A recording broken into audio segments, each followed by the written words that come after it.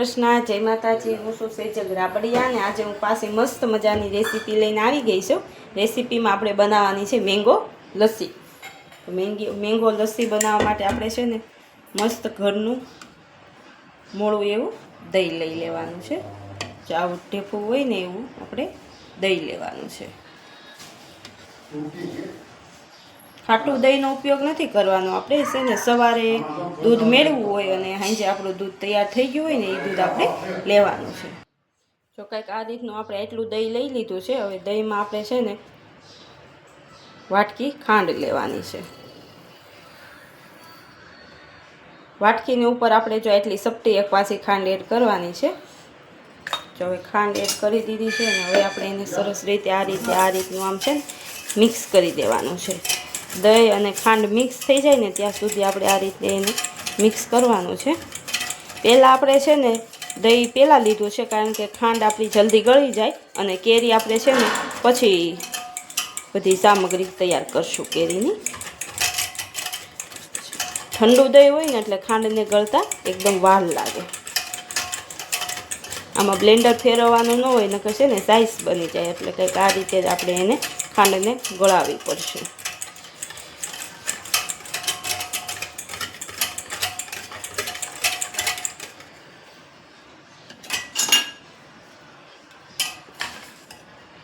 જો જે આપણું દહીં છે ને ઘાટું છે હજી આપણે એને ખાંડ આપણી ઓગળશે ને એટલે દહીં છે ને આસું થઈ જાય અને ખાંડ પણ ગળી જાય। હજી પણ થોડીક વાર આપણે એને મિક્સ કરીએ એટલે એકદમ સરળ રીતે છે ને ફટાફટ ગળી જાય।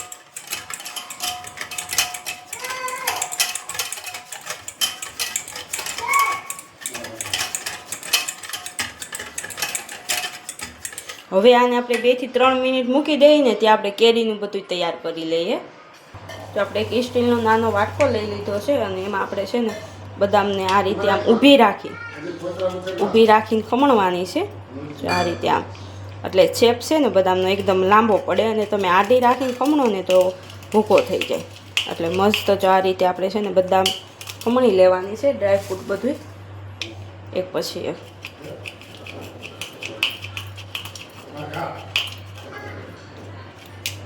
તો આ રીતનું મસ્ત ભૂકો થાય એકદમ ઝીણો અને ફટાફટ થઈ જાય।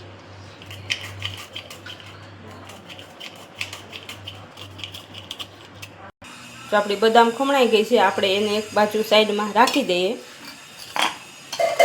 મસ્ત જો આપણે 2 નંગ છે ને કેરી લઈ લીધી છે।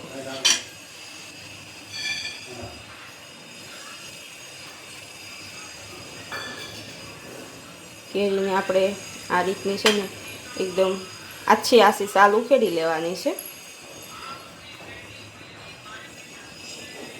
અને એકદમ છે ને પાકલ કેરી લેવાની। આ રીતની કઠણ કેરી હોય ને આવી જો ક્યાંય છે ને શેનો ચાંદી કેવું આયા કાંઈ ન હોવું જોઈએ ને એકદમ કઠણ।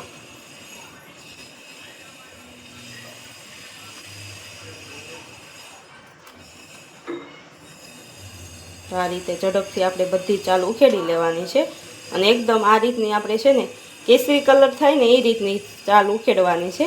થોડી ઘણી પણ ક્યાંય રહેવા દેવાની નથી। આપણે એક કેરીની ચાલ ઉખેડીને કંઈક આ રીતની મસ્ત તૈયાર કરી દીધી છે। જો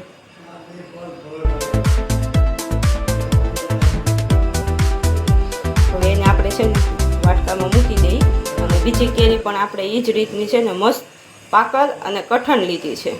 2 નંગ કેરી આપણે લેવાની છે એટલે મસ્ત 2 નંગ કેરી લઈને એટલે 2 થી 3 ગ્લાસ આપણે છે ને લસ્સી થાય એ પ્રમાણે આપણે અંદાજે છે ને કેરી લેવાની છે।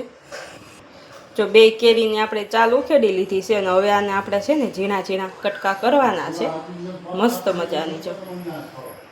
જો હવે આપણે એક છે ને મિક્સર જારનું પવાલું લઈ લીધું છે અને હવે એમાં આપણે કેરીના મસ્ત મજાના ઝીણા કટકા કરવાના છે એટલે એકદમ સરસ રીતે છે ને ક્રશ થઈ જાય। જો મોટા કટકા હોય ને તો થોડા ઘણા આખા ભાંગા રહી જાય, ઓલા નાના કટકા હોય ને તો મસ્ત થઈ જાય એકદમ નાના।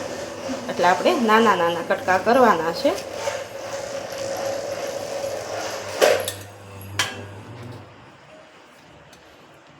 જો આ રીતના આમ આપણે કટકા કરી નાખશું ને એટલે ફટાફટ આપણી કેરી ક્રશ થઈ જશે।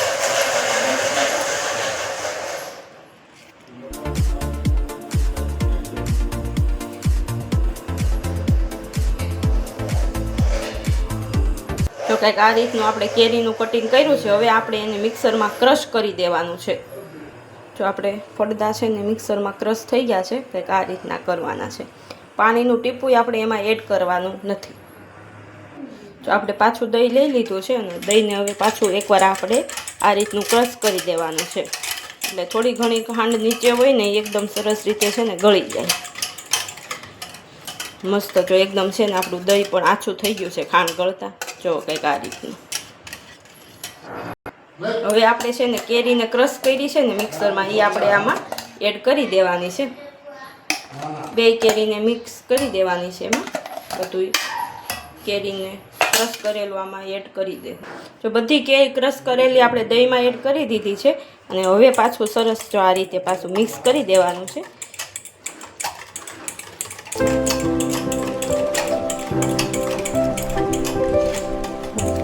એકદમ મસ્ત છે ને કલર ચેન્જ થઈ ગયો છે, વ્હાઈટમાંથી યલો કલર થઈ ગયો છે. કેસરી કલરની કેરી હોય પણ આપણે છે ને દહીંમાં એડ કરીને એટલે એટલો કલર આપણો ઝાંખો પડી જાય. મસ્ત મજાની જો મિક્સ થઈ ગઈ છે. હવે આપણે લસ્સીના ગ્લાસને તૈયાર કરવાના છે. જો હવે મસ્ત આપણે ગ્લાસ લઈ લીધા છે અને ગ્લાસમાં આપણે આપણી લસ્સી એડ કરવાની છે. જો આ રીતની મસ્ત 2 ગ્લાસ ભરી દેવાના છે.